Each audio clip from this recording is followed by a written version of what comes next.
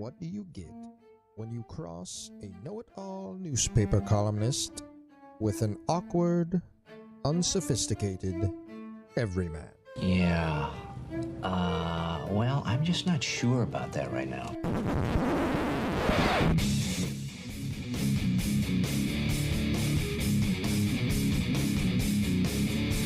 Welcome to Couch and the Rube.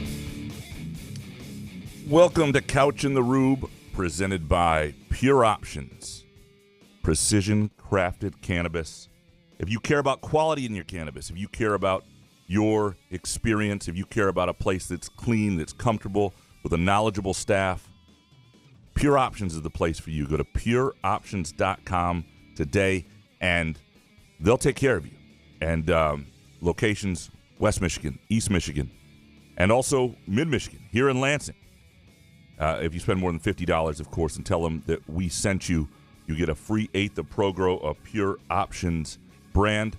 Also, our Tuesday afternoon show, presented by Manscaped. That's right, the spring cleaning champions. Jason, do Teresa a favor and make sure you groom your carpets and drapes with the leaders in below-waist grooming. Clear out that winter brush with Manscaped, the Lawnmower 5.0, and watch your confidence bloom like it has for Jason and I. We were beaten men before Manscaped. Look at us now. Very hairy. Embrace the season and join the 10 million men worldwide who trust Manscaped with our special offer. Go to manscaped.com and use the promo code RUBE, R-U-B-E, for 20% off and free shipping. Jason, how you doing, brother? Instead of the, right? What's up, buddy? Long time no see. Been a bit. Feels like the old school days of 5 days a week. That was a bit much. Down here in the afternoon, everybody's walking around. Yeah. It's we have unfinished business, I guess, from yesterday. We do. We didn't get to all the hot takes, and there was some really good conversation on Michigan State basketball and other things we ought to do, and so we're going to do the rest of those in a little bit. Talk some MSU hoops and some other things here. We're going to have Harry Gagnon on, pick the games this weekend, the NCAA tournament games as well. Before we get into that, so I think there was some tongue-in-cheek questioning about how my wife could possibly be leading the a conspiracy show. Shohei Ohtani couch. Yes, the the 2024 Couch in the Rube NCAA Tournament Bracket Challenge presented by our friends at Midtown Brewing Company, 402 South Washington Avenue. And I do want to assure people that, like, this, she is in first place, but the team, here's her Final Four, if this makes anybody feel any better. She's got Iowa State winning the championship game over Tennessee. Guess it could happen. It's just not. It's too chalky right now. Yeah, it's real chalky. 2 seeds, and she's got Iowa State beating Clemson in the Final Four. Both those teams still left. Tennessee, Houston on the other side. That's a little more realistic. That could obviously happen. So it's not that she couldn't be in the top group. She's obviously done an exceptional job. But I just. So what's the allegation? I don't understand. I mean, she's like still a long shot. She's still a long shot is what I'm saying. And I just want to. Yeah, it's Who's not giving you shit? No, nobody's giving me shit. It's tongue-in-cheek shit. You know what I mean? It's that. That's all it is. It's the funny humor stuff. Yeah. It's just like quite a coincidence that the guy who's winning the prize packets and gift cards from Midtown Brewing Company is Couch's wife. I don't even know if she'll take me. Like, I don't know where I am on our pecking order if she wins this thing. Would Therese definitely take you? I would think so. Yeah, I would be the first choice unless, like, she wanted to do a girls' night with her friend Nikki or something. I mean, I don't know. I don't give a shit. Yeah. You know, if she wants to go. That's the great thing about being married to my wife. She's the greatest. If I don't want to do it, she'll find a friend. If she can't find a friend, then I do it. I have a 2-hour cap. It's basically I'm good for 2 hours with Pure Options. I can go maybe 3 with Pure Options. But we're pressing MGs. It's basically, I'm here unless you get a better offer. Absolutely. Like concerts, I'm like, you don't want me to go. I'm going to be miserable complaining and shit, so find a friend. Yes. Yeah, and if you do win it, and there are quite a few of you still have a chance, and they're also, keep in mind, men's and women's, if you finish in the top 3 in the bracket challenge presented by Midtown Brewing Company, you win our prize packets, including Midtown Brewing Company gift certificates, some other cool stuff, some swag from the Therese Sweatshop in Ovid. She's got the elves and children working hard, and so we'll you will You will enjoy that.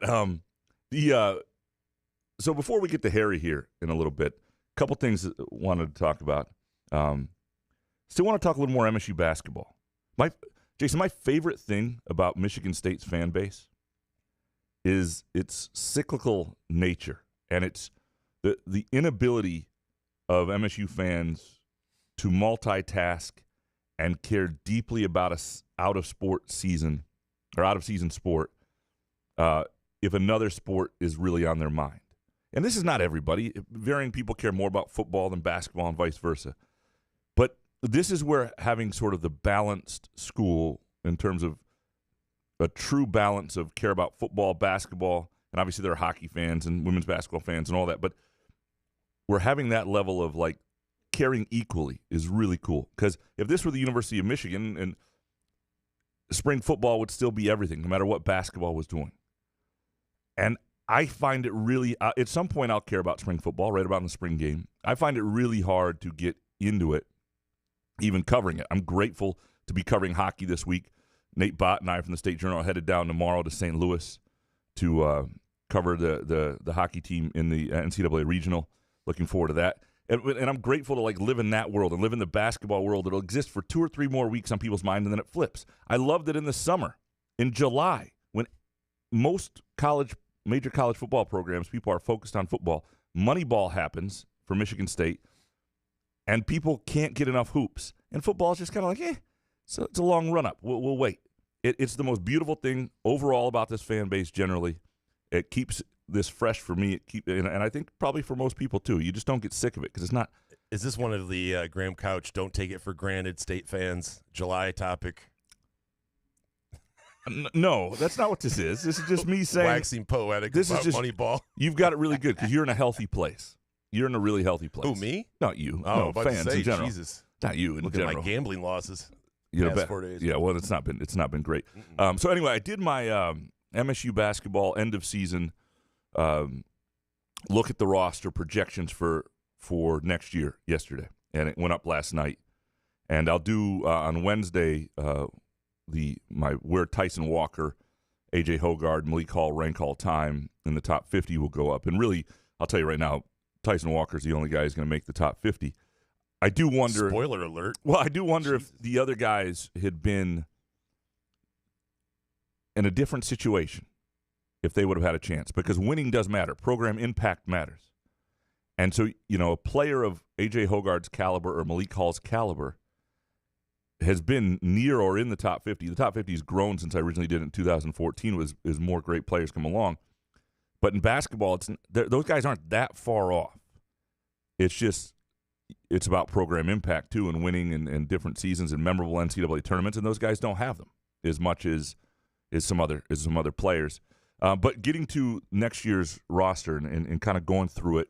I haven't read it yet because I feel like I'm going to need some pure options before I read it because I'm just scared to open it and see Mady Sissoko coming back. So I think, well, here's the thing, and we had this conversation yesterday, and this is why I wanted to get into this a little more, because I brought up Mady Sissoko's name, and it derailed everything.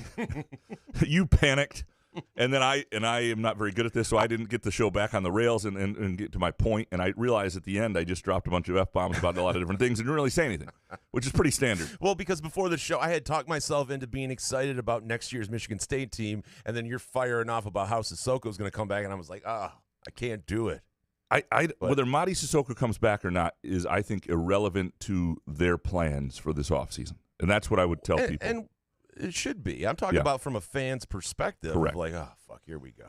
So, and I do understand that there is a dread that, like, the love for Sissoko from this staff and the overplaying him, that somehow Sissoko will find his way onto the court when he shouldn't be, and that's what people are panicking about. And I understand that to some extent. And to be fair, some of your panic is warranted in that sense based on history. Because I would have played him a lot earlier this year, and I think they would have won more games if they had done that.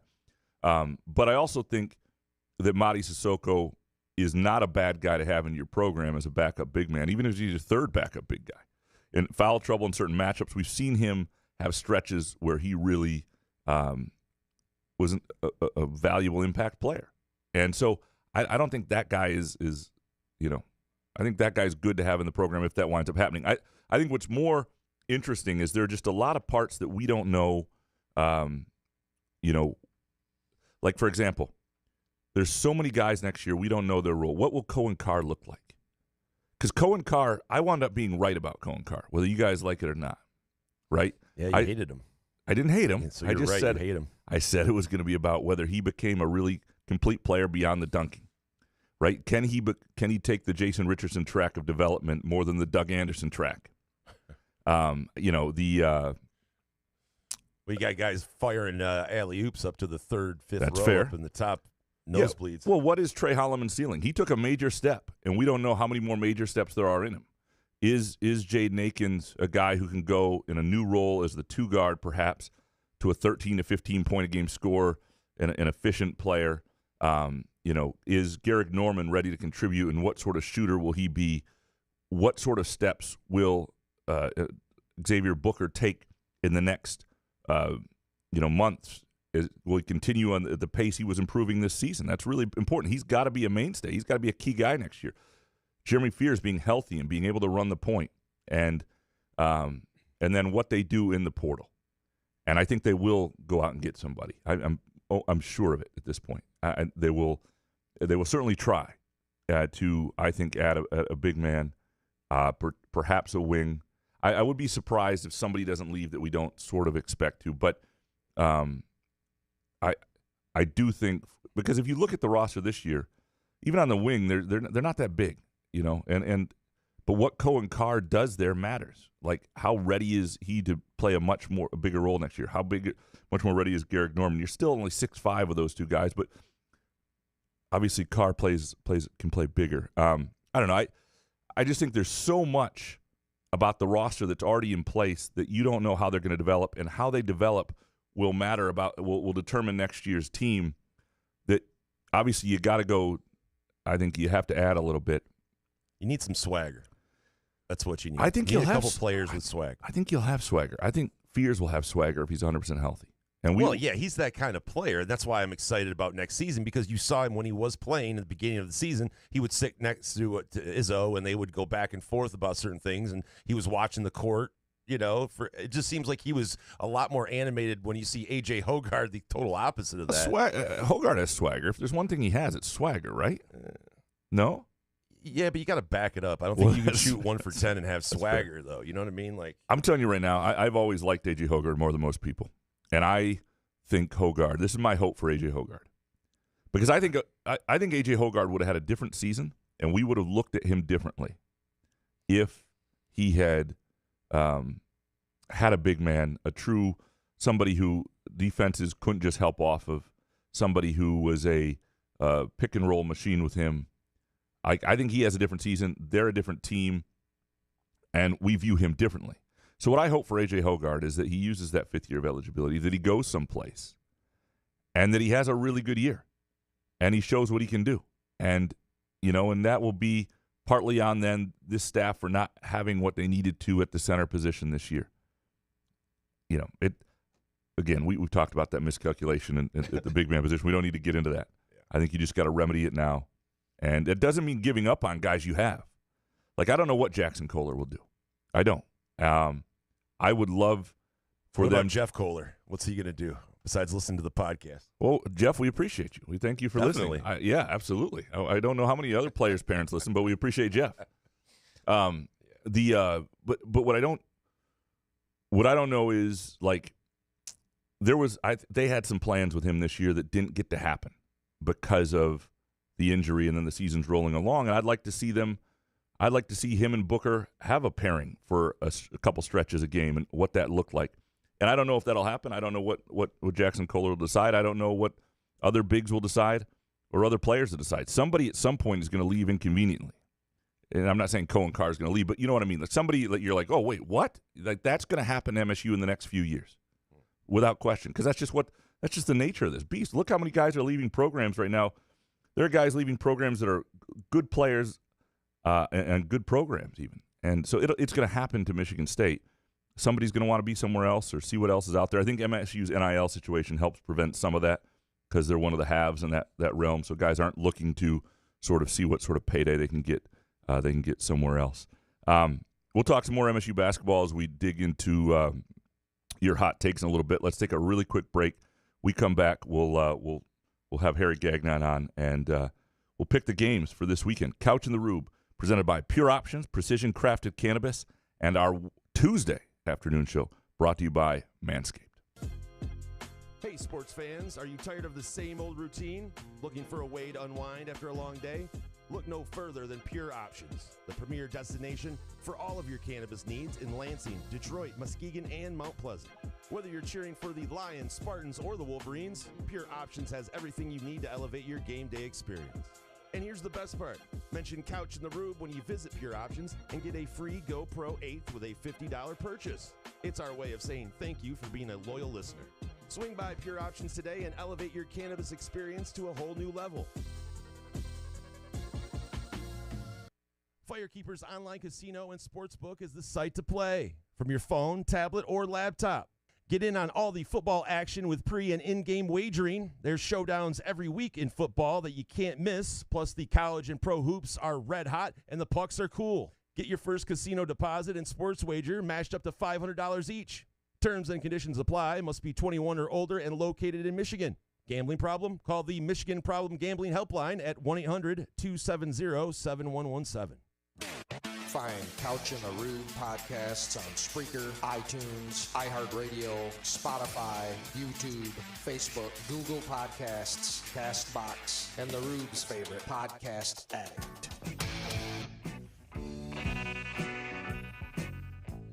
Couch in the Rube, presented by Pure Options, Precision Crafted Cannabis, and our Tuesday, I don't know what day it is, Tuesday show, presented by our friends at Manscaped. Go to manscaped.com and use our special promo offer for Couch in the Rube listeners, promo code RUBE, and save 20% off and get free shipping, and you can be as clean as Jason, myself, and Harry, who I think has a hairless back now, if he's taking advantage of the Manscaped situation. Harry Gagnon from Against All Odds with Cousin Sal and The Ringer. Harry, good to talk to you, man. What's up, guys? How's everything? It's great. It's great. How do you do last weekend? Because we both, I think, took a little bit of a bath. Jason did, certainly. Full bath, yeah. You know, I did pretty good. I think I told Jay I was in Vegas for Thursday, Friday for the get-together that we had with Cousin Sal and a bunch of our followers and listeners that came to Vegas to hang out with us for the watch party on Thursday, Friday. It was very successful, had a lot of fun, and hit a few bets and did okay. I came out on the plus a little bit, not a ton, but I survived. I survived another trip to Vegas. How about that? That's really what it's about. It's about leaving there with your dignity and wallet intact. I mean, that's really what it comes down to most times. Yeah, I'm still doing okay because I did okay last week. You have your wife's pool, your bracket, her bracket. My wife's winning our bracket pool, but but I also just have a lot of futures on chalk. Like I like this year chalkiness. Like I like UConn. I like Purdue. I had some teams getting to the Sweet 16, like Illinois. Like there were teams teams getting to the Final Eight that are still. I have some futures bets still out there with chalk that gives me a chance to have a pretty good tournament. Harry, are you feeling the chalk in this tournament? It hasn't been that great of a tournament, to be honest, because the chalk would happen over the weekend. But I will say this, that, I got all these millions of people asking me to be in their bracket tournament, this, that, whether it's $10, whether it's $100, whether it's $1,000. I just don't like being in the bracket contest because I've never done good. I have too many upsets all the time. I always want to see craziness happen. And sometimes it does, but sometimes, I didn't pick the right teams or whatever it is. But I can honestly say this, though. I did fill out a bracket because Sal wanted us guys to fill out one, and whoever has the worst record is going to have to suffer something crazy happening from our cap of consequences that we do. And I'm actually in the lead, and this is the first time, I swear to God, guys, I got 12 teams left out of the 16 in the Sweet 16, and this is the first time I ever can say, and I mean it's the truth, that I've ever had after the first weekend of games heading into the Sweet 16 that all four of my Final Four teams are still intact. Who is your Final Four? It is let's see here. It's didn't mean to put you on the spot here, Harry. I got it. You only filled out one. I've got Arizona, I've got Creighton, I've got UConn, and I've got it's got to be somebody else from Friday, and it's Houston. Okay. And you have Creighton winning the whole thing, I right? have Creighton winning the whole thing. And are you guys going? You guys got Creighton's right in your backyard there at Little Caesars Arena. Friday night. I'm headed down, Harry, and I'm headed down to the hockey regional in St. Louis, which is a disaster all its own at Lindenwood. It's this basically a sheet of ice. It might as well be a park in St. Louis that seats 2,300, and tickets are going for like $600-700 already because these fan bases can't get in. It's going to be a disaster. I'm going to have to write about it. But yeah, so I'll be watching college hockey as well all weekend down there. One of the things I'm excited to get to you in a little bit is some baseball futures, which I know you have. And with baseball season starting this week, I'm pretty excited about that.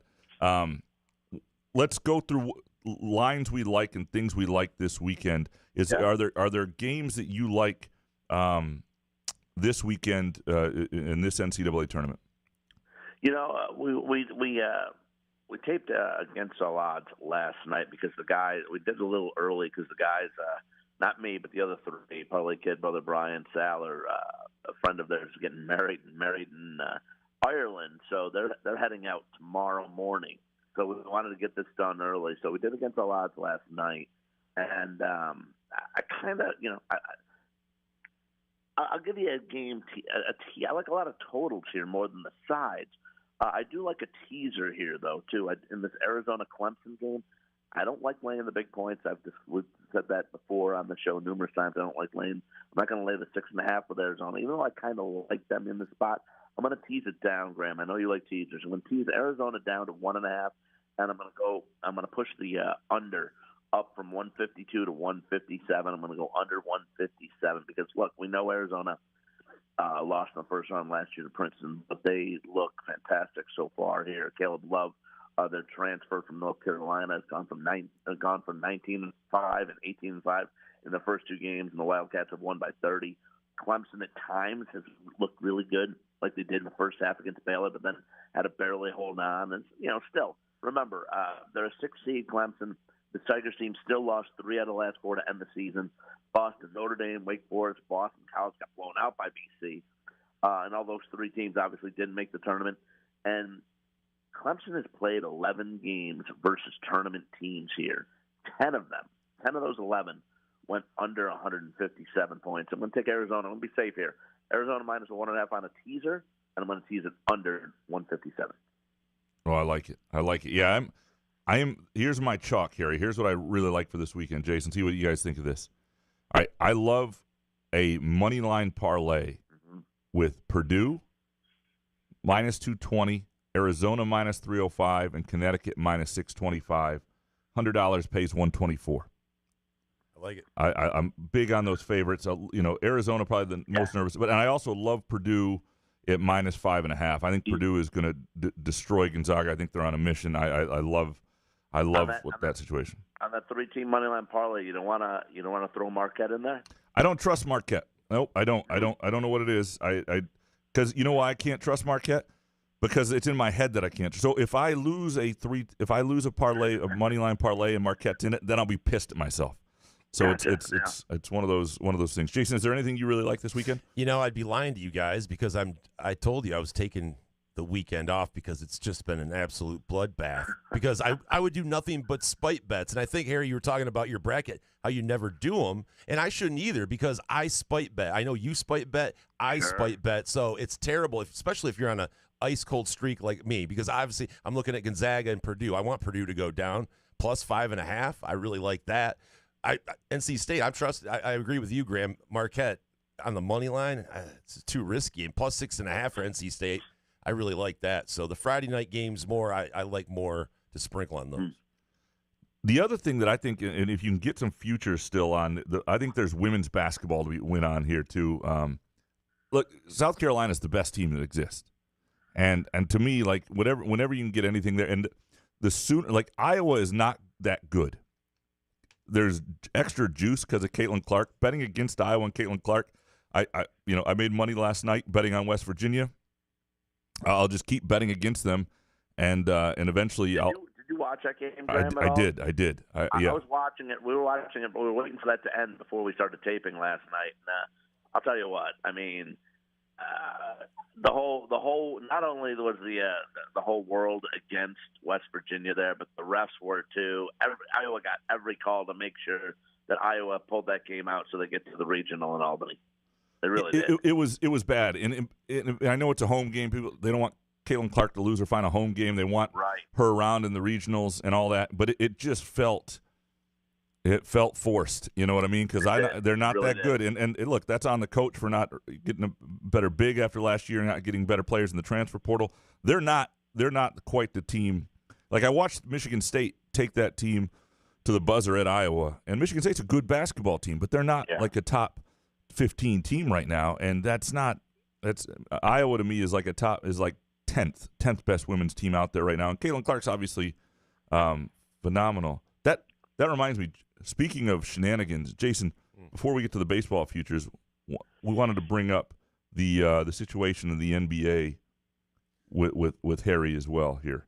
Oh, yeah, hold on. That's with the Toronto Raptors forward Jontay Porter, who is under investigation, by the way, brother of Michael Porter Jr., investigation by the NBA following multiple instances of betting irregularities over the past several months. So basically they're looking, and they have looked at his props, and he has gone out. He went out 2 games, I guess. They had the under.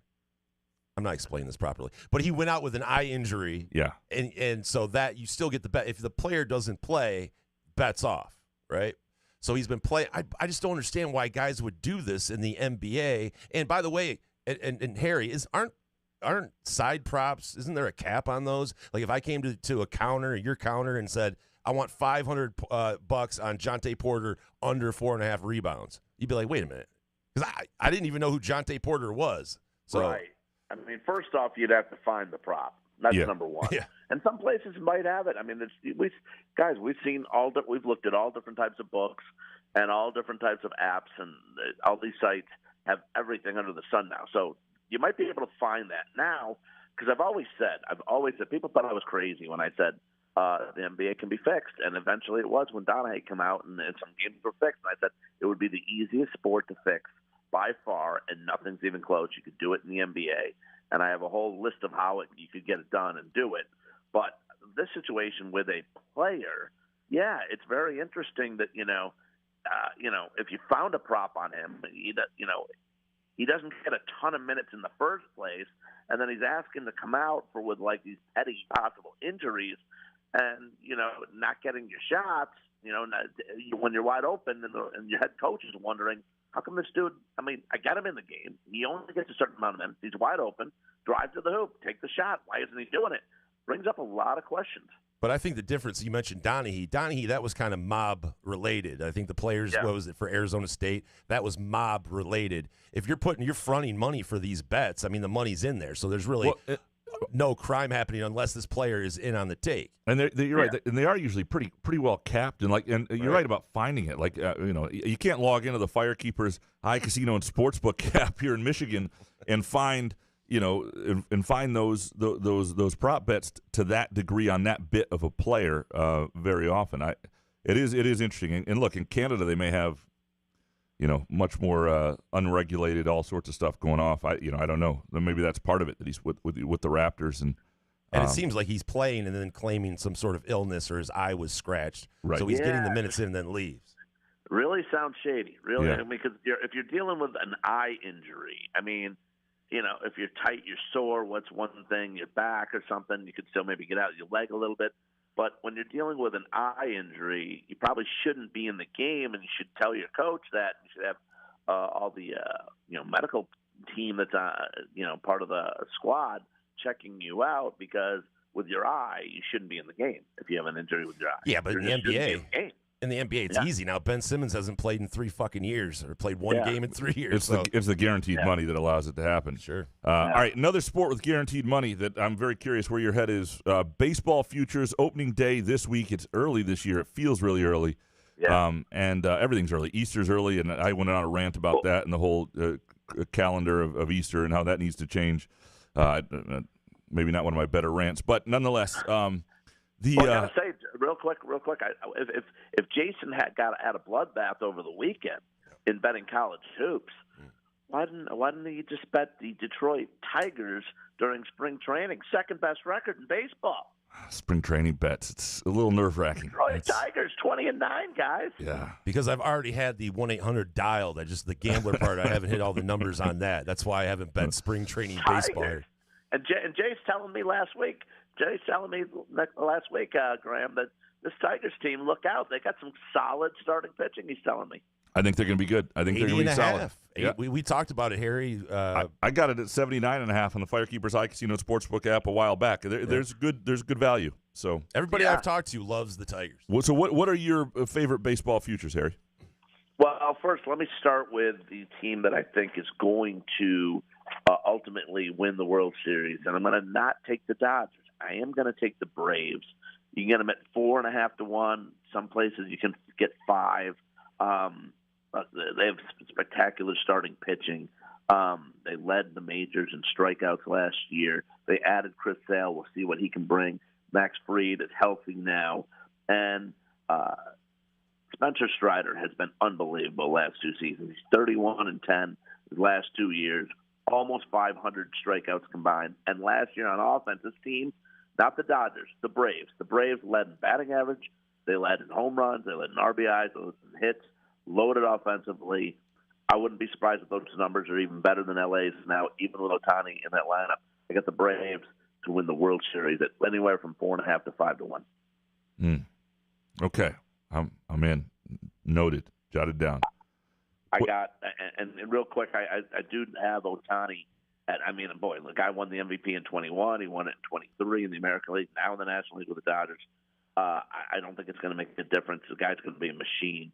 I understand the off-field stuff that's going on, but still, when it comes to playing on the field, he's still going to be fantastic. You can get him almost 10 to 1 for MVP, and he's won it 2 of the last 3 years. I think it's just tremendous value. Plus 950. That might be plus 450 after his $4 million bet on himself goes through. That could adjust the line, though. Right? Now, I just wondering what you guys think of this one, though. I think this is a really short number, and it's very shady, and I'm intrigued because Bobby Witt Jr. of the Royals is only 18 to 1 to win the MVP in the American League.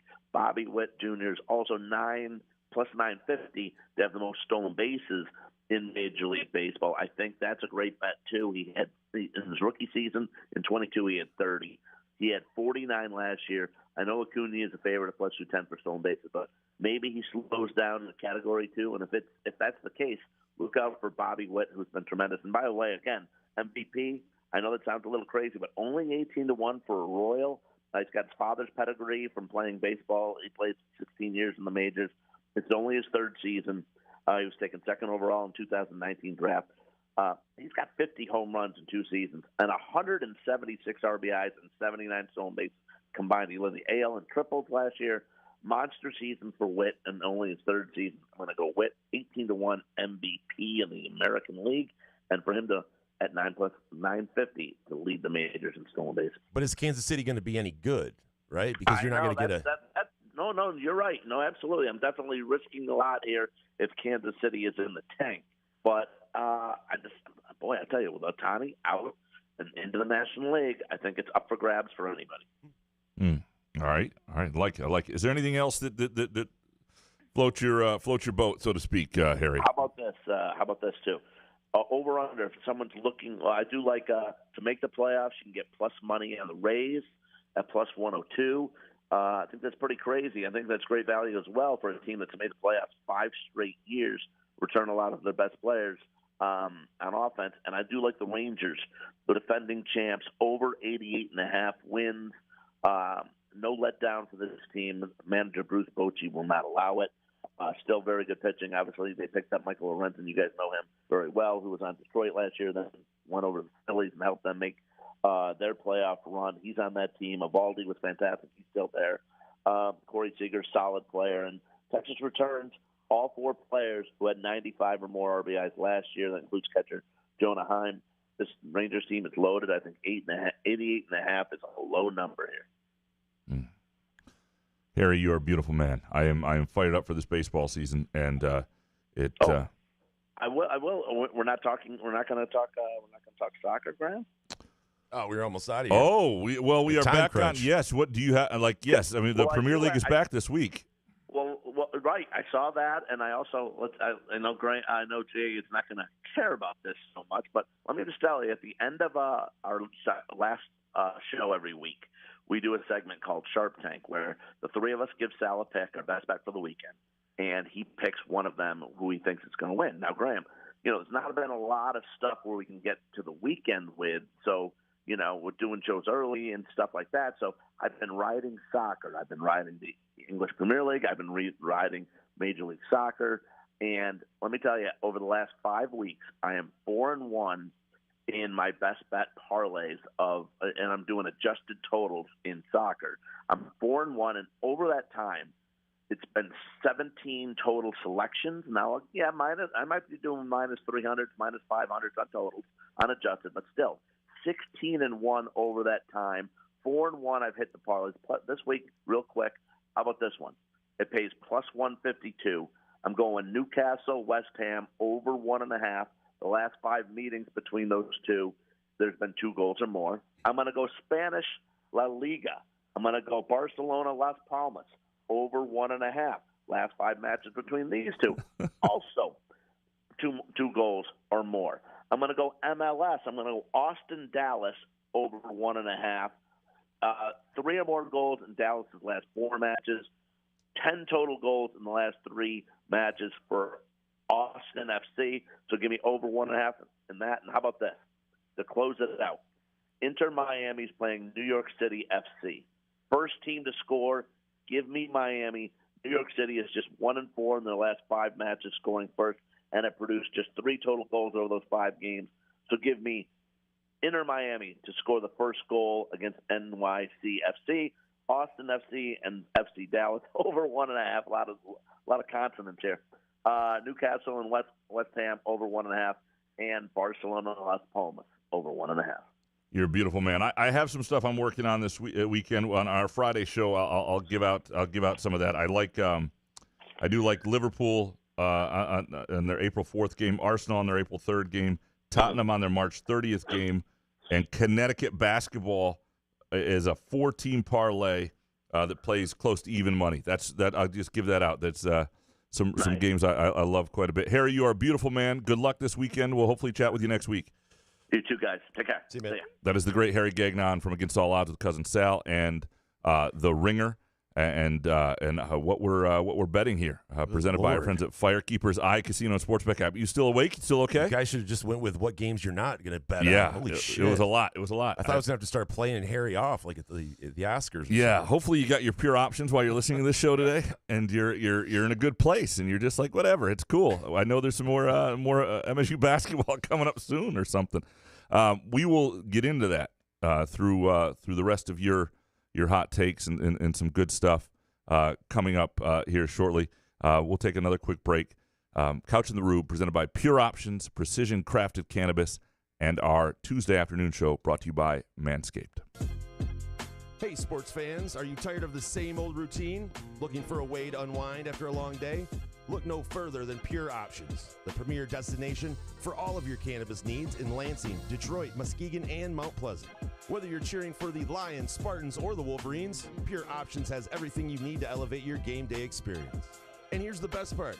Mention Couch in the Rube when you visit Pure Options and get a free GoPro 8 with a $50 purchase. It's our way of saying thank you for being a loyal listener. Swing by Pure Options today and elevate your cannabis experience to a whole new level. Firekeepers Online Casino and Sportsbook is the site to play. From your phone, tablet, or laptop. Get in on all the football action with pre- and in-game wagering. There's showdowns every week in football that you can't miss. Plus, the college and pro hoops are red hot, and the pucks are cool. Get your first casino deposit and sports wager matched up to $500 each. Terms and conditions apply. Must be 21 or older and located in Michigan. Gambling problem? Call the Michigan Problem Gambling Helpline at 1-800-270-7117. Find Couch in the Rube podcasts on Spreaker, iTunes, iHeartRadio, Spotify, YouTube, Facebook, Google Podcasts, CastBox, and the Rube's favorite podcast addict.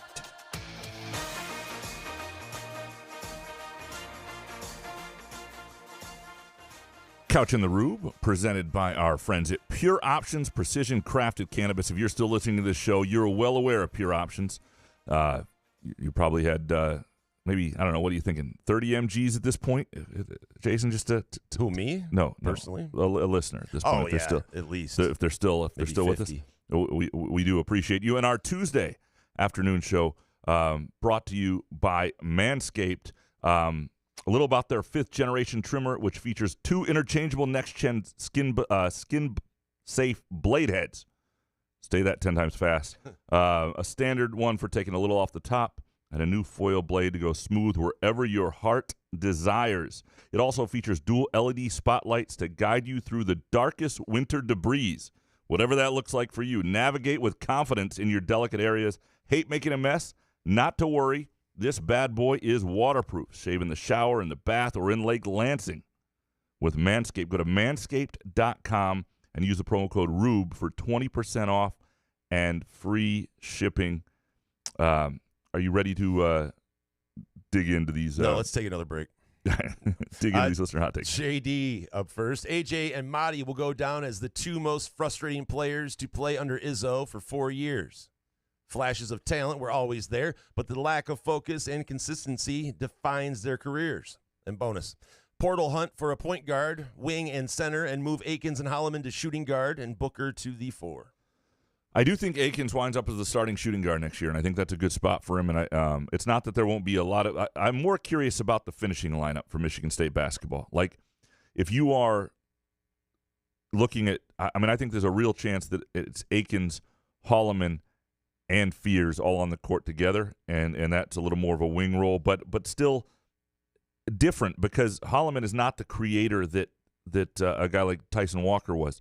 So you're able to have that lineup and still feature a guy like Jaden Akins. The real question is Akins up for it? And he's going to work at it. He puts it. I mean, he's one of those tireless work ethic guys. He's a really important defender for them. But can he be the lead guy offensively in the backcourt? And we're going to find that out. Dat Dude up next. It's going to get worse before it gets better for MSU if no big is added in the transfer portal. Yeah, they're going to add somebody. They just are. I have a real. Let's run it back. Yeah. No. Jason next. Which of the incoming freshmen do you feel will make an immediate impact next season? I think Kerr Tang is underrated and could play right away with his shooting and athletic ability. Tang is an interesting one because he's got kind of an old man game. Jason, when I look at him, there's a little bit Joshua Langford to him. Nobody's 1 for 1 in terms of, but he's a good shooter, but he's not a shooter. But he's got like 1 for 10, or what are we talking about? No, but what I mean, he's a good, mid-range game. Good. He's got a lot of, he's not like a guy who's in college because he's a shooter. He's got kind of a savvy old man game to him. I don't know. I think people will like it. What I don't, you should tell him that when he gets on campus. Oh, I think it's the greatest compliment ever to have old man game. It's like to you, to even young people. You want that? I'll tell him. All right. Yeah, Kerr, listen, you have a great old man game. I do think eventually he'll be a good college player. I just don't know how. It's really hard to tell with some of these guys how quickly. Of the freshmen, I would say, and I know Jace Richardson might need to get a little stronger and stuff, but. When you look at his game, I think he's a guy who will be part of things. There's just a lot of guards there. There might not be a ton of minutes for these guys. I think they're both probably more ready than Jesse McCulloch. Kevin in Rochester Hills. Steven Izzo will play pro ball in Germany. Bonus. MSU is a lock for the Final Four next year. There is these could both be baked takes here, Kevin. Yeah. Pure options flowing through the veins. How bad's Bud? German? How bad is hoops in Germany? He would need a German passport to be a local, and then it would be, and then he could probably be on the team. Just doesn't have the height, Yeah. Room temperature take. Because I could have played professionally in Germany, by the way. We've heard. If I was a local, yeah. Numerous times. Room temperature take. What kind of impact will Normand and the freshmen have on their team next year? We are losing a lot of sweat equity, but I'm hoping we can avoid avoid this being a 2-year group next year. Yeah, I think Norman will have the greatest impact. Ran into him today in the parking lot, by the way, on my way back from Munn. Were you following him around? Or? No, I just said hello. Oh. He was getting out of his car, headed in, probably, Did anybody ever tell you that you have an old man game? He's walking in to tell Izzo he's transferring. No, I'm kidding. Yeah, there's an old man game and old man name. Garrig Norman, Kurtang. No, I think Norman will be the most impactful next year. And I, I've had a couple. I don't know. Norman to me seems like a fun guy. I've had a couple conversations with him, not a lot. I'm kind of looking forward to covering him and hope he's part of things. Graham's got a new guy. Alex James, hot take. The women's tournament is ass because the top 4 seeds get to play 2 games at home. That's bullshit. Also, what is this shit with multiple regions in one city? And bake take. Izzo needs some pure options so he can finally swipe right in the transfer portal dating app. Wouldn't that be amazing if the transfer portal was sort of like Tinder or something where coaches just got on and swiped through? That's how. Hopefully the result's not the same as Tinder, though. Is Tinder bad results? No, that's how I met my wife. Did you really? But I'm just saying, what if you meet someone on Tinder? What leads? You know what I mean? So wait a sec. Now we've got to examine this. Why? You just you hope for better results, and then you said no. It's how I met my wife. Like those two things don't really jive. Well, I'm saying you bang someone. I was trying to not have to get vulgar here and graphic. I'm saying you usually, when you meet somebody on Tinder, you bang them, but you just won't let it go. So I have to say it out loud. You're welcome. So I'm saying if they had a portal one, it'd be weird. Anyway. Yeah, no, I see what you're saying. You would have to be more like, what's the one that's a little more like dating? Bumble or I've been off the apps for a long eHarmony. It'd be more like eHarmony. More J-Date. J-Date. Yeah, there you go. eHarmony. Farmers. What is it? Christian Farmers or Christian Farmers? Yeah, something like that. Yeah, there you go. All right, Alex James, hot take. Or no, we read that. Joey Sparty, Trey Townsend to MSU. I love Trey Townsend's game at Oakland, but I see Trey Townsend as a 4-man when I watch him play. A little bit undersized, but a 4-man. He could play at the high major level. And if the thought is that Trey Townsend is going to, or sorry, if Xavier Booker is going to be the 4 next year, I don't know that Townsend would want to be in that role. So I don't look, great player, and if they thought it was a fit for some reason, great. But I tend to think he'd do better somewhere else if he winds up using his 5th year elsewhere. Darren Stem next. Number 1, this bracket challenge is ass if I get beat by Graham's wife. 2, Terrace Reed Jr. will be a Spartan soon. And 3, sponsors of the bracket challenge, family members can't win by rule. And bonus, Clifford Moriui, whatever that is, will be a Spartan if Terrace Reed Jr. is not. The Rutgers Center, yeah. Let's get him a nickname. Yeah, I do not think Reed will be there. Look, sponsors of the so Midtown Brewing Company did not set any rules. If my wife somehow wins this, well, I'm not gonna. Yeah, I can't tell her what to do. She's gonna be excited, and she's gonna look. This will be for all the years we did. Well, how long did we do the show at night? Like a year and a half, 2 years, sure, at least. Like all those nights that I came down here instead of hanging out with her. The best time of her life, she calls it. No, I'm kidding. But this is sort of the reward. For 2 hours, you live 5 minutes away. You see her all the time. Yeah, but she goes to bed by like 8 o'clock. I know, but you act like you're going to Iraq or something. I mean, Jesus, you're coming down to talk sports for 2 hours. That's I should be at home with my wife. That's fair. Jesus. Dennis Aminga Jr. The 2024-25 MSU team will have 25 wins and be an elite team because of Booker, Akins, and Fears. Booker averages 32 minutes, 15 points, and 9.5 boards. By the way, your wife's not going to win, though. She's not. It would take, Iowa State. Iowa State's going to have to win it for her to win, or at least get to the final, I think. And there's enough chalk elsewhere. So either Iowa State would have to win it, and like UConn and Houston can't when I look at what's around there. So, Booker, 32 minutes, 15 points, 9.5 rebounds. That would be a hell of a year if that's the next year. And it's not that he can't get there. 32 seems like a lot of minutes, but he could be that guy. My guess is it's 28 minutes, 12.5 points, 6.5 rebounds. I'll put it those. Writing that down. Right, yeah. Put that there. CD with this. Izzo is overrated and needs to retire. So Thanks for leaving that in. Even if you think he's overrated, you want his overrated ass coaching your team. Because if he retires, like, you're not going to have any of these guys. Like Booker next, you know how many points Booker has for MSU next year? If Izzo retires, 0. 30. 0 points. 0 points.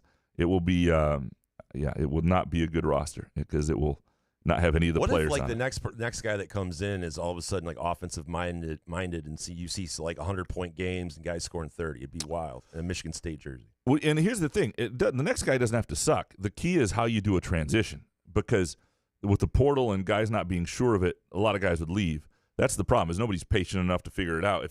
It's just impossible to go from one coach to another without decimating your program these days. That's why I think Michigan State should do the coach in waiting thing. And that can be Drew Valentine or whomever. I think Valentine needs to prove it a couple more years. But, like, you want to bring a guy in like they did with Matt Painter at Purdue, who had done it at SIU, had been an assistant there, then had a good run for 1 year as a head coach. They knew they wanted him. Came in as Gene Katie's assistant for a year. You could do it for 2 years, whatever you wanted to do. But you want the players there to understand who's the next coach. That's the only way you don't have painful turnover and a huge dip. It sucks, but that's the reality of unless by that point these guys are under like employee contracts and other things that things have changed. But right now it would not go well. Sports Guy 1919 next. Games with minimal free throw shooting are the best games to watch. Marquette, Colorado on Sunday was awesome. If all the games were like that, I'd watch much more regular season college hoops. Yeah, no, it's been. It seems like the refs they're going to let them play a little bit, but then they just all of a sudden throw in a couple touch fouls. Refs are ass. Yeah, there's just inconsistency. It hasn't been a great tournament. There's been enough good moments in the tournament that it's been okay. I am curious, though. I do think there's something to the idea that there are fewer mid-majors who really have the guys to compete because they all transfer upward when they have the chance. And I think it'll be interesting when we get like 5 or 10 years into it, like what the data says about upsets relative to before. Fart Soup next. Number 1, you ignoring my questions is the greatest offense to humanity. 2, Elizabeth Couch will win the bracket challenge, upon which she'll tell Graham to build me my damn fence, bitch. And 3, Couch ends up paying Chad Latz to build the fence. Think Chad Latz can build a fence? Oh, absolutely. Yeah. Yeah. We are going to. Not by himself. I mean, he's going to need help. We are going to get a new fence, and it's going to get awkward. I don't really know how to do it, but it's what she wants. He does work with his shirt off, so you're going to have to deal with that. So do I. So maybe Chad and I will be out there together. You guys can rub bellies then. Yeah. I'm actually going to go naked in the backyard quite a bit because I think the only way to make it not rude to put up a taller fence to your neighbors is to make it so they are so desperate for you to put up a taller fence that they want it. So I have to have lewd acts and lewd behavior because I'd rather have sex offender Couch. I would rather have lewd behavior than be rude. You know what I mean? Like I feel like right. That's where I am on this. Could you mow the lawn naked? Yeah, that's I don't sort think of you could. Yeah, that's crazy. You can't mow it naked. You're not allowed to. No, you could. I'm just saying I would be scared of things flying everywhere. Yeah, certain areas you want covered if you're mowing the lawn. Trying to do a Manscaped live read. Oh, gosh, let me try that one more time. By the way, like Trey Holloman alley-oops. Yeah. One of the great things about Manscapes is it comes with a compact case, which I can take everywhere. The NCAA tournament, hockey regional, you name it.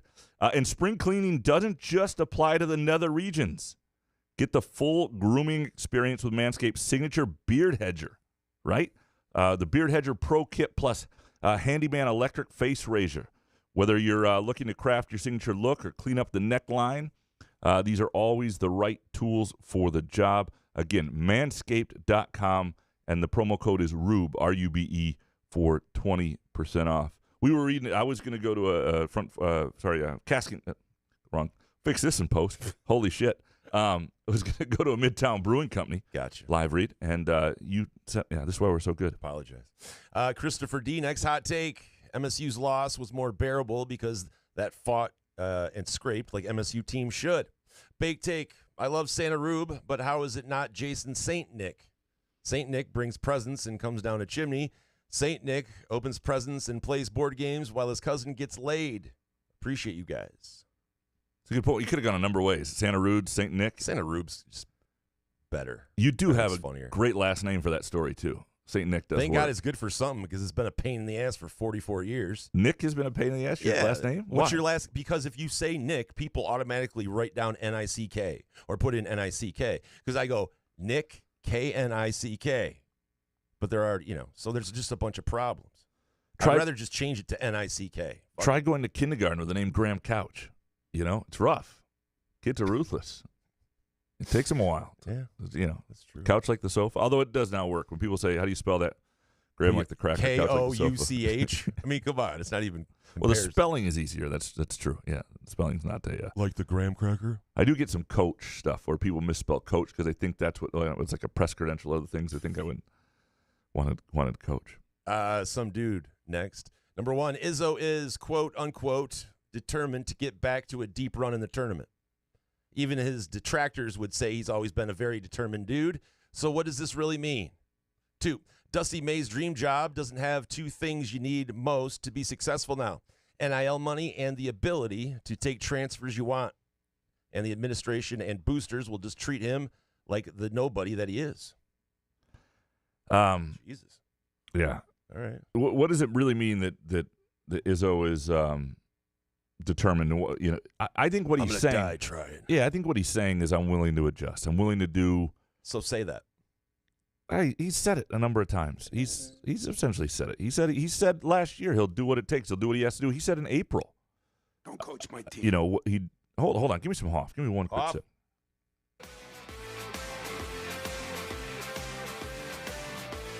Right up into my rectum, and it was painful.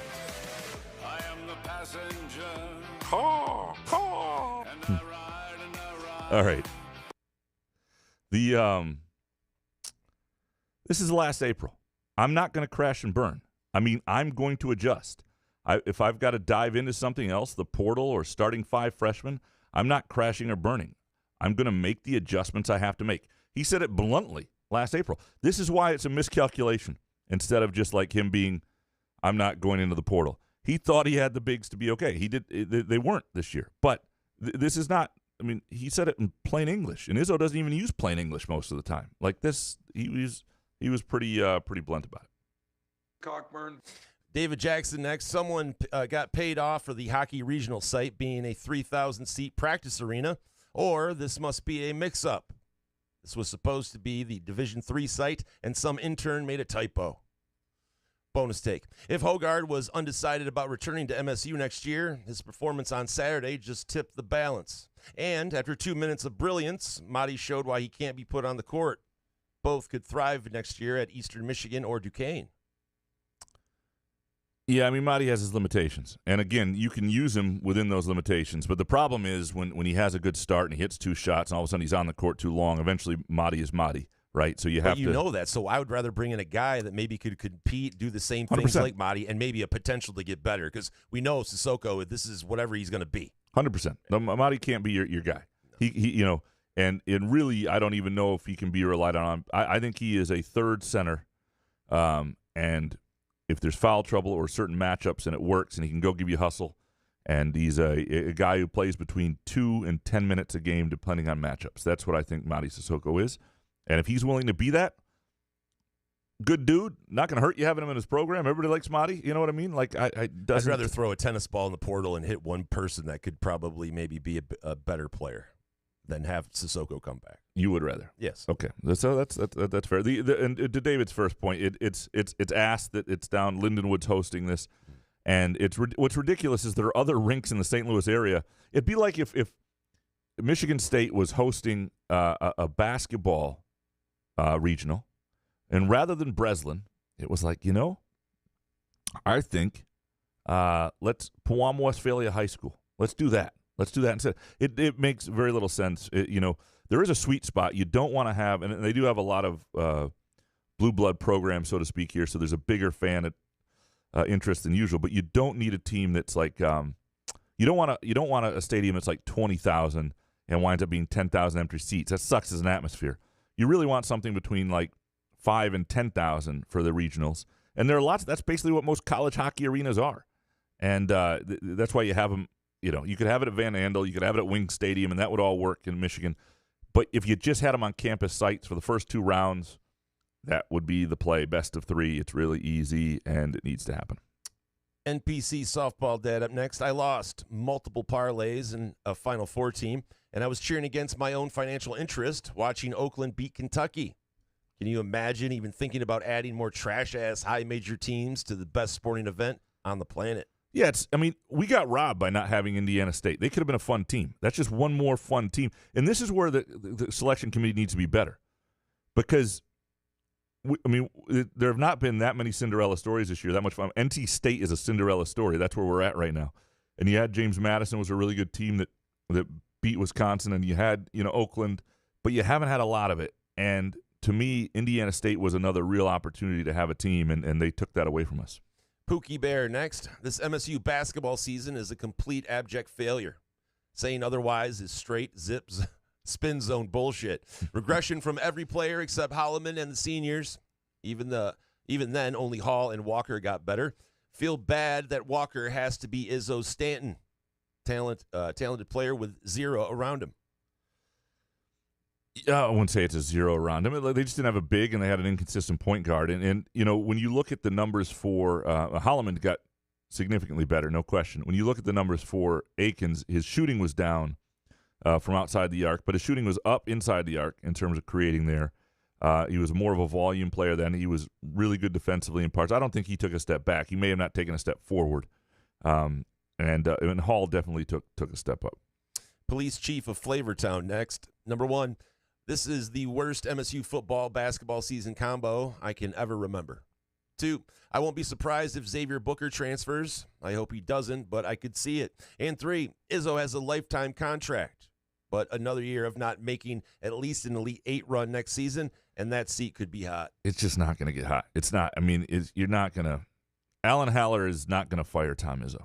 It's just not going to – I guess – 5 years from now, if things got really awful or he did something step down though. It's right. Izzo's got too much pride, and he doesn't want to hurt the school, and there would be frank conversations for a couple years before that, and trying to remake a staff. Izzo, the dismount is important. How Izzo goes out is important. You don't want this to be bad. It's worked out with D'Antonio, who's in a great place, and I think really revered and respected again. But there were some hard feelings for a couple of years. I love running into D'Antonio now. I ran into him in Izzo's in the coach's locker room at the Big Ten tournament. He was there with Mariucci. D'Antonio was like chomping on some chicken wings, had this grin on his face, like, "Hey, I'm just glad it's not me anymore answering these questions." Like he's the happiest retired dude ever. I'm not sure he's glad he came back last season or whatever. Worst football basketball combo season I can remember. That's a good question. Like where would that be? 2020-21 was not ideal either, but that was the COVID year. So outside of the COVID year, I don't know how old you are, and I'm trying to think what would be worse. I'm sure it could be found, but it's not great. In the Pookie Bear, like abject failure. Abject failure is while that seems harsh, is not entirely wrong in the sense that this team had a chance to be more. And the coaching staff and some of the player performances didn't get them there. And so abject failure seems harsh, but it was an underachieving team. Izzo said it bluntly, and there's no question about that. Chris Fletcher next. Give me the higher number of turnovers on a Winston Valentine Lucas-led team instead of an A.J. Hogard-led team that minimized mistakes this year, for the most part. Their moxie was worth the trade-off. Bonus. The only thing to save the program now is the 2007-08 length shorts. It's time. You've seen pictures. I forgot how long the shorts were in 2007-08. They're like 3 inches below the knees. They look ridiculous the now. and one, like the oversized. Yeah. You couldn't even dribble through the legs without getting the ball caught half the time. It was just. I know. Fab 5 did it. Like, that's as big as you should get, right, for shorts. And people are trying to do double that. It's like. Yeah. It got like Adam Sandler's the only guy wearing them now. It got fucking weirdo. Yeah. Steve, next. Number 1, Robbie Hummel is the best college basketball analyst. 2, seeing Jay Wright and Coach K shill for products and the god-awful Chet Holmgren ad is weird. And 3, is the high pick and roll the only set play allowed now? It seems like we see it a lot, for sure. And I'm not going to make fun of people for shilling for products. It's yeah, but it's still weird to see. Weird. Especially the players, and they're like talking to the camera like they're an actor. It's just bizarre. And one of the things that we're really big on here with our sponsors, because we want to be able to sound genuine, is that we want it to be a fit. So you get 2 ugly hairy guys who like to gamble and like weed and like it all fits, right? With you can't find a sponsor that doesn't fit. But I hope that goes in my obituary. Ugly hairy guy. Yeah, gambler. Yeah, weed intaker. Yeah, and also known as Santa Rube. Yeah. Leto next. Izzo has one last run in him with fears. Next 3 years will consist of Elite Eight, Natty, and a Final Four in that order. Bonus, how many MGs of pure options did Izzo enjoy Saturday night after knowing he doesn't have to deal with that senior class anymore? Yeah. I do think that if there was a time for Izzo to dive into pure options, it was on Saturday night. I think it's also unfair a little bit to just put everything on this senior group because, number one, their underachievement early in their careers was based on a previous senior group, the 2018 class, and later it was about roster construction. I mean, Malik Hall and Tyson Walker would have been a part of many great teams, and they could play anywhere in the country and start, right? So that's not really fair. And Izzo liked those guys. Did Hall always have the edge to him that I think Izzo wanted? No. Was if Walker had been healthy, I think this year could have been a little different. I think he appreciated him, and it would have been interesting to see how Hogard's career and season worked out if he had a little more around him. But to your point, I think Izzo was ready to turn the page. Peasy next. Using my take to get a question in. Do you think Izzo is relieved the season is done? My guess is that he knew in December he didn't have the guns to make a run this year. Now he can attack the portal and try again next year. And bonus. Also, bonus take question. Why the fuck is a U.S. soccer game basically kicking off at 10 p.m. Eastern time on a Sunday, for fuck's sake?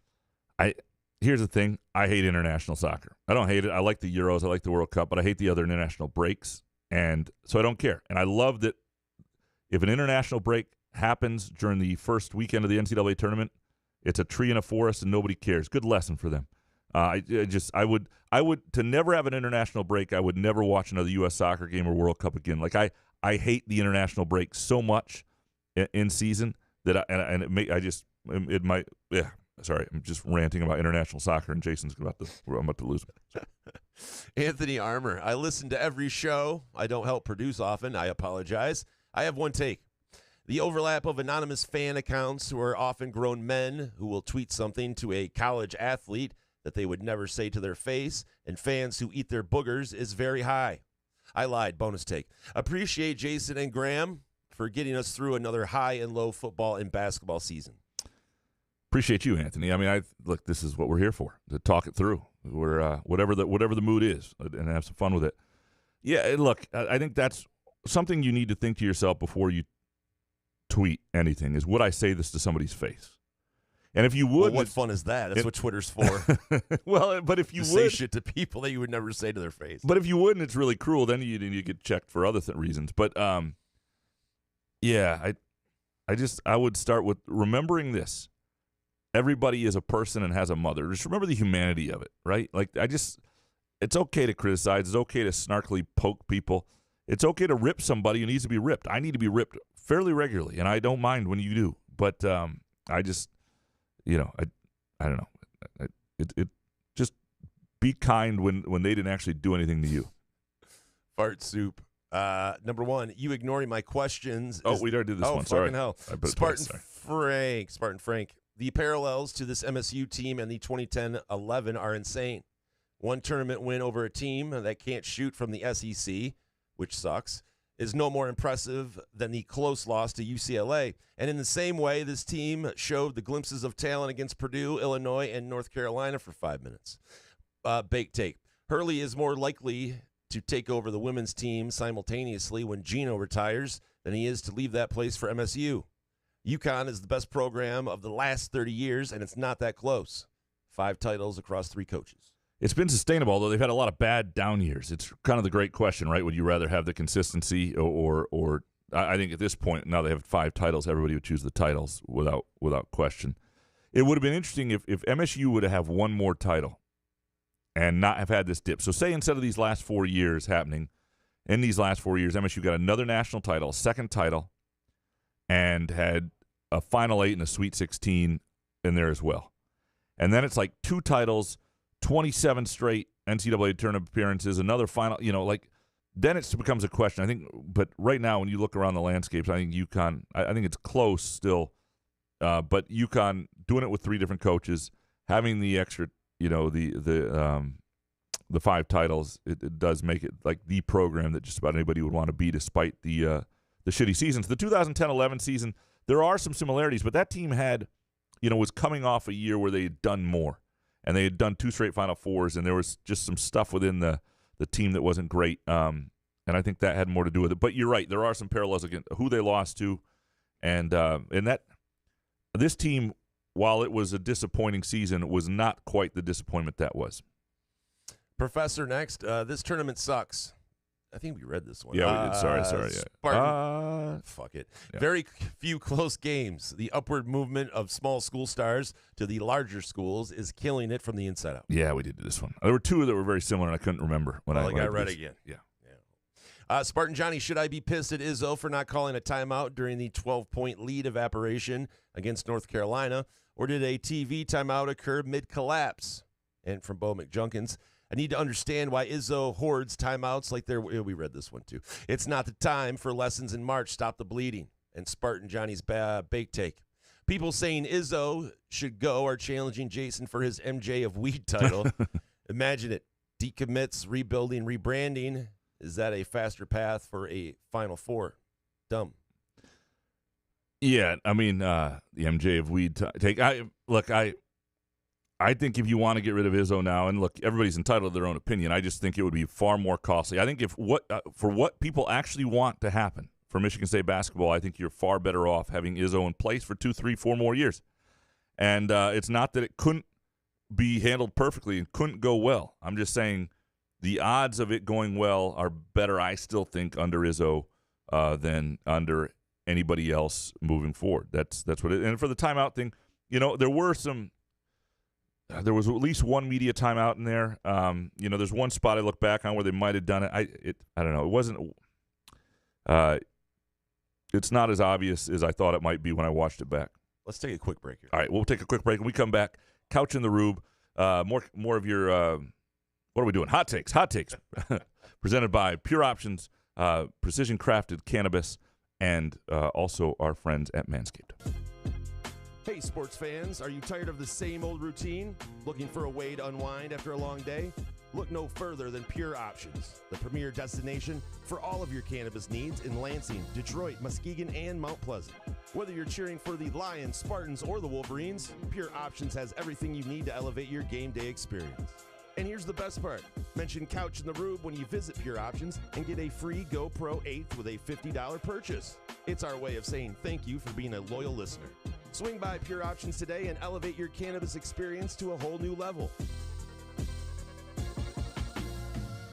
Firekeeper's online casino and sportsbook is the site to play. From your phone, tablet, or laptop. Get in on all the football action with pre- and in-game wagering. There's showdowns every week in football that you can't miss. Plus, the college and pro hoops are red hot, and the pucks are cool. Get your first casino deposit and sports wager matched up to $500 each. Terms and conditions apply. Must be 21 or older and located in Michigan. Gambling problem? Call the Michigan Problem Gambling Helpline at 1-800-270-7117. Where else can you cheer on your team? Enjoy a mouth-watering burger or savory sushi. Sip on handcrafted cocktails or one of 46 beers on tap. Take your game day or date night to Cask & Company Kitchen Bar or Front 43 Neighborhood Pub near Frandor. 2 amazing places with one awesome blended modern American Asian menu. Catch the game on one of 30 60-inch TVs or stop in for the all-you-can-eat lunch buffet. Enjoy happy hour or elevate your night out at Cask & Company or Front 43 on East Saginaw in Lansing. Ever wonder how comfortable you can be and how good you can look? Put on a Muskox flannel and find out. Muskox has new arrivals for this fall, including the Caper Green Grand Flannel, which even makes Couch look good.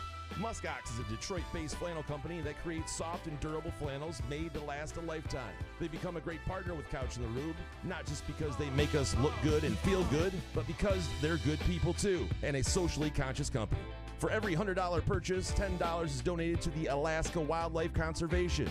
Muskox flannels are designed with 100% cotton that is ethically sourced and double brushed for softness. Feel the quality and comfort of a Muskox flannel by ordering at gomuskox.com, where Couch in the Rube listeners can enjoy $15 off their flannel purchase with the promo code HOFF.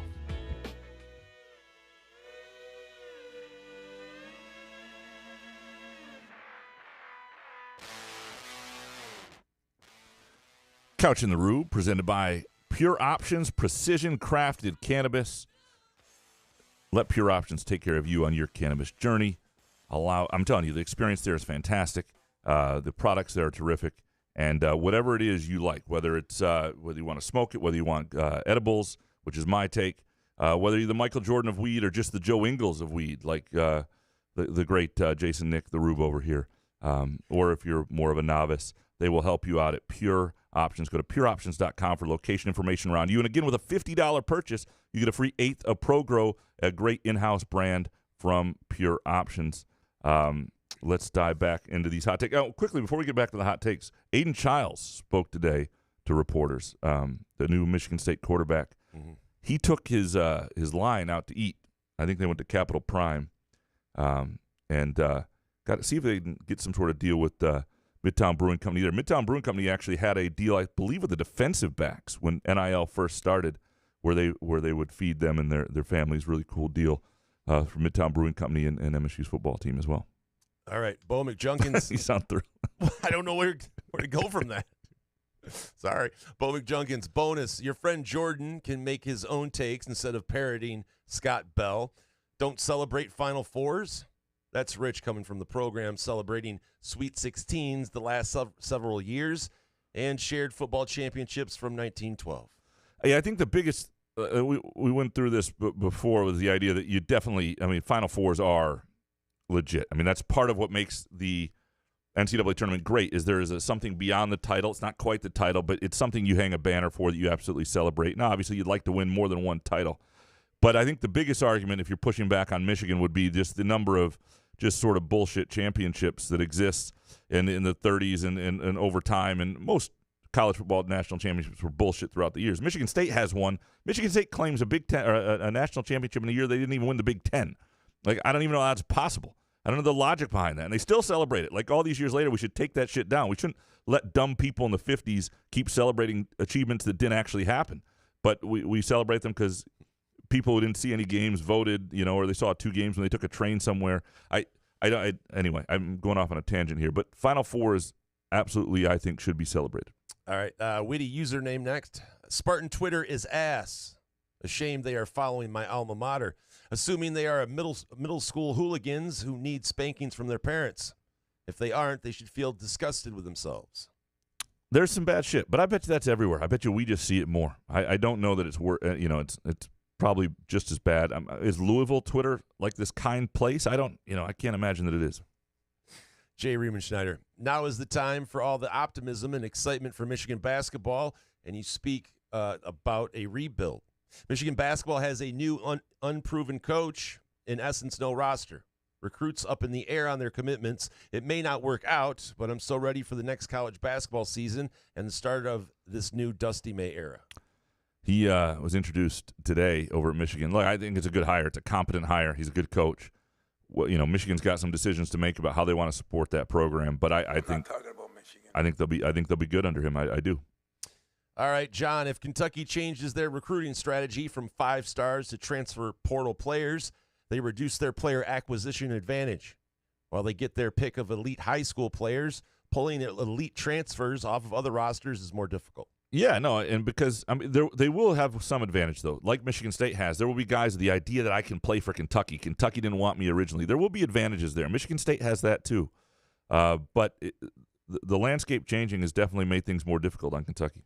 Amon Sinner next. Fans will be thankful for Jonathan Smith's ability to stabilize recruiting, but I'm concerned about his ability to recruit high-rated talent. Not a realistic goal at Ohio State, but at MSU, it's a must. I'm worried about the relief from the Tucker hangover will make fans content with just stability. You definitely get a honeymoon period. But let me ask you this, Jason. And obviously there's a little bit of reset, and whatever happens this year, people will be okay with some things to a degree, whereas if this had been 2024 under Tucker, this needed to be a show-me year to some degree. Like, I think it's natural, though, right? There's a relief that something new is happening. It's a new regime, and there's going to be a year at least where people are like, we'll enjoy the small joys. Because it gives you hope, right? Yeah. Especially if a coach is in their third or fourth year and things aren't happening the way you want them to. So, yeah, we don't have enough time for all of that. Yeah, and I do think that people will enjoy this year differently because of it. Like there's a good in that, to get to enjoy the small victories. And I just can't believe people were talking about Juwan Howard staying, though. Yeah. That was crazy. You have to just start over fresh, unfortunately. Carl Milak next. The NCAA does not care about hockey. 2,500-seat arenas for the tournament, hundreds of miles away from campuses. ESPNU and news streaming options, selection show on ESPNU, refusal to market the sport at all. The whole thing reeks. Glad to see many MSU fans are now realizing that. Yeah, Carl's been he's an MSU hockey guy, or a college hockey guy for a while at Western MSU. He realizes it, he knows it, and it does suck. And I think it's partly because there are so few schools that play it. You're talking 60 schools really, and so that limits your audience as well. And but they could do better than they're doing right now, no question. Mr. Neurotic Pants, number one, I respect gymnasts as Herculean level strong people, but I could not get a visceral satisfaction from MSU gymnastics being boss. 2, I can get a visceral level of satisfaction from MSU hockey beating the shit eaters down the road, although nothing would be as satisfying as a football victory. 3, we all knew MSU's basketball season would end in roughly this fashion. I'm glad I went to Temple and got drunk. Yeah, I mean, the question was when, I think. And I did think, though, when they got off to that start against North Carolina, and I didn't think the matchup was horrible until you start to see it, and the Baycott matchup wasn't great inside. But I still think if they'd gotten a better game out of AJ, if they'd gotten a little bit further ahead, maybe they still would have got through it. But you're right. At some point, that was the end game. Travis Maynard, Tommy leaving Booker and Carr on the floor to close the game was him symbolically passing. Passing the torch. Passing the baton. He didn't just die. He just killed Izzo. Booker's silky smooth turnaround jumper after driving into the lane was gorgeous and unguardable at 6'11". The future is bright. We have the chance to be really good. Big Ten champs, mark it.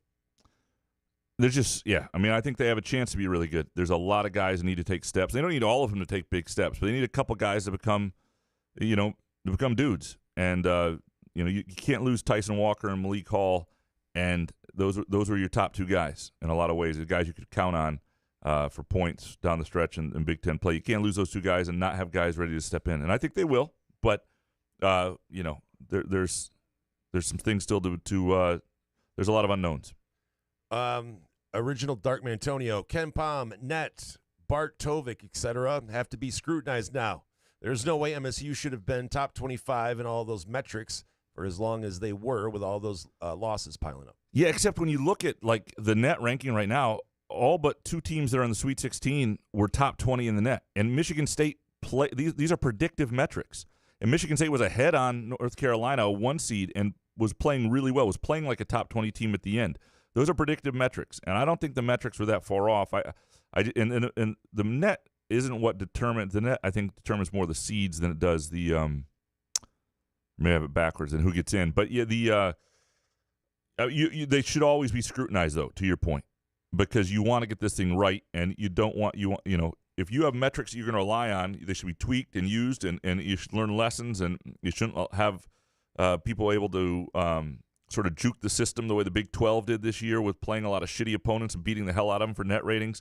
You absolutely should scrutinize them and tweak them. David Cox next. Again, Purdue's Braden Smith is simply a byproduct of the giant. There are 50 point guards in the nation I would take over him. Dude gets exploited on D, no shake and bake, and average handle.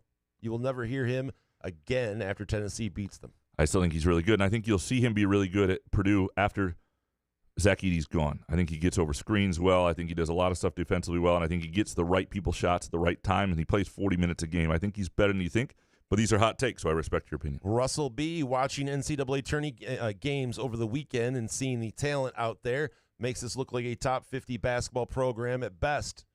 We're betting on Booker, Fears, and Carr to take over the reins, but not sure they even have the talent to take us to the Final Four if they stay 4 years. You need somebody to become a guy, like a really, really top-tier guy, and I think Booker's the best chance of that. And Fears eventually could be a really good point guard. I don't know. We're going to find out if there are any physical, lasting limitations or ramifications, rather, from him getting shot. And we just don't know that right now. But the bet needs to be on Booker, and you need him to become a guy for sure.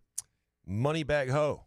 Next, Wojcik should be coaching at a Division II school next year, and one of our sophomore centers should be playing for him.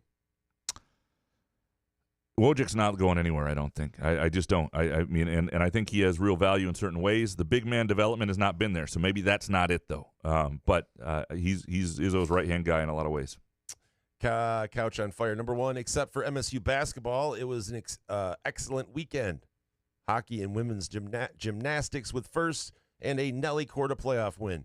2, expectations may be low for MSU basketball next year, which is a good thing, and we may very well be surprised. And 3, I'm predicting a decent Tigers year. Lord knows we need it. We need the Tigers to be playing. What's a decent Tiger? What does that mean? What does that mean? I guess what does it mean for you? Like, what would make you feel like, okay, this is fun? They hit the over on wins, 80.5, right? And yeah, do you have have you taken it? You've taken it, right? The juice is too much on it, though. Right? What's the juice right now? Minus 115. Like, it's not a horrible juice. Yeah, I know, but yeah. Listen, after the 4 days I took with college basketball last fucking week, it's there. I'll get to it. Yeah, for sure. Hopefully. G. Kwang next. It's a new era, and Izzo needs to adapt. We can't continue to be elite if we continue to recruit one-dimensional high school players and refuse to take more well-rounded transfers. Bake take. AJ plays so poorly because he bets against MSU. Someone should check his bank accounts. It's a heck of an accusation. The one thing that is interesting about the Shohei Ohtani thing, which we haven't really talked about much, but probably will more later, is as the news comes out more and more. Yeah, part of the idea of legalizing gambling, and there are issues with it, the number of young people being exposed to it and losing money and getting addicted to it, there's some issues with it. However, it also puts everything in sort of in the sunlight, whereas you don't have the dark corners of this world. Like in California, which is a pretty progressive state, somehow they don't have legalized gambling, and because of that, this is even a thing. Like otherwise, there would be a record of everything most likely that had been bet, and that's what's happened. A lot of things get flagged really, really quickly now. Like, and there are, it just. Well, the Ohtani thing was through a book. That's what I mean. It's separate. Like, and I have my own book, my own set that I go through. Did you bet $4.5 million? No, I do not have that money, but it's the same sort of deal where, unlike the legal ones, I don't know if I should be talking about this. Like, hypothetically, if I were to do this, let me just say that for the record. Thank God you said that. Yeah, thanks. Anyway, it's like an old school book where you make the bet and then they're fronting you the money. You don't pay anything unless you owe. Right. Every 2 weeks. It's just different, and then they come by with your caps, your kneecaps. Oh boy. Yeah. Zach Hullenberger next for MSU basketball. Next year is the year. The 2023 class has to show why it was highly thought of coming in. It begins to be a performance year, absolutely, because especially if you're that highly thought of. And the other thing is it's a big year for making jumps, like we saw it with Trey Holloman. Like Cohen Carr, if he comes back looking like a similar player, then that's not. He won't. Yeah, I don't think he will. No. I don't think he will either. I think he's going to have he's a guy who thinks he doesn't have a bad shot, by the way. He does not. And I think he will work really hard this summer to fewer dunks, more jump shots. Jimbo Jones. Izzo's biggest mistake was redshirting Garrick Normand. We missed a shooter all year. Maybe, but this team wasn't going to get there eventually, and now Normand has 4 years of eligibility left. I think it's a better deal long term. Luke Bungie, fitting end to a frustrating year for MSU basketball. They were always a team of one A player and a collection of inconsistent B to B plus players. Bonus, great development for the Trey Holloman overall this year, but the 2 to 3 sloppy turnovers a game is worrying long term for the upside. He didn't have a great NCAA tournament, but he was pretty good, and I think. The thing about Trey Holloman that makes him so valuable, not only was he their best three-point shooter, 42.5% on the season, but he can play either guard position and do it pretty seamlessly. And, so he can be your backup 2, your backup 1. He can start somewhere. Like, there's just so much versatility with him. and I think he can defend the one. I think he's a really important piece for the next 2 years. And lastly, Corey Ostrom. Izzo will move off Hogard, and his attitude in the North Carolina game makes the decision real easy. He's no leader. Bake Take. Izzo holds the awards banquet at Pure Options in order to better connect with his team. You get 10 MGs at the door and a doobie upon entrance. Izzo becomes an everyday user and extends his career another 3 years due to the mental and physical medical properties. Medicinal. Whatever. Who cares? Pure Options will be responsible for Tom Izzo's next national championship. That's what we're saying here.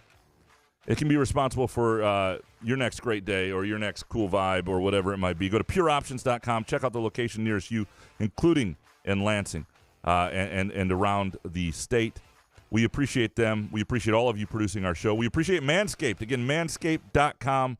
Use the promo code RUBE for 20% off and free shipping. We appreciate Midtown Brewing Company and allowing us to enjoy this great bracket challenge that my wife is currently winning. We will be back, I think, on Friday. We're going to do a show. I'll be in St. Louis. Jason will be here. We'll do a Twitter question show on Friday afternoon. Until then, be kind to each other. Good show, man. Yeah, man. Couch in the Roof.